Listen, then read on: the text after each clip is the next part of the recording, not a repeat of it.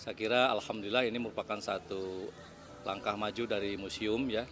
Karena sekarang kan kalau tidak adaptif dengan era digital, saya kira nanti akan ketinggalan zaman. Jadi tidak bisa sekarang museum itu hanya museum konvensional seperti yang dulu ya. Supaya tes dengan jiwa dan pikiran anak-anak muda, anak-anak generasi Z ke sini. Nah, tentu ini museum itu harus menyesuaikan diri. Nah, oleh karena itu alhamdulillah pada hari ini kita soft launching tentang koleksi digital museum ini, dan mudah-mudahan ini bisa melengkapi apa yang sudah dimiliki oleh museum. Sehingga museum itu tidak lagi berbicara hanya masa lalu ya, tapi museum itu sudah berbicara masa lalu, masa sekarang, dan masa yang akan datang. Termasuk juga ini supaya adaptif dengan generasi muda yang memang dunia digital ya sekarang ini. Jadi tidak mungkin lagi kan kita bisa hidup, bisa menyesuaikan diri kalau kita hanya bertahan dengan cara-cara konvensional. Kami tadi punya dua prototipe ya. Satu dalam bentuk film pendek, itu nanti bisa menghubungi kami lewat Instagram, lewat WA untuk nanti bisa membeli dalam bentuk karcis. Ya, minimal mungkin nanti bisalah ketika sudah kumpul 10 orang bisa menonton di mini teater kami. Itu yang prototipe yang pertama, akan komersialisasinya seperti itu.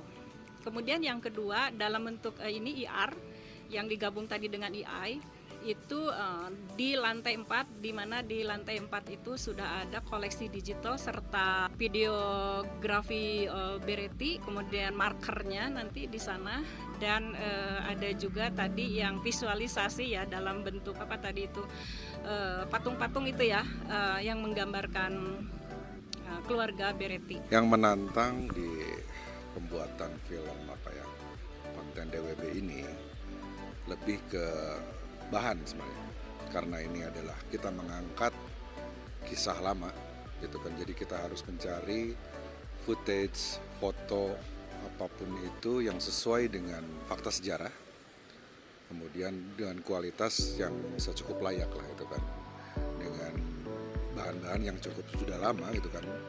Jadi kita ada proses restorasi dan seperti itu.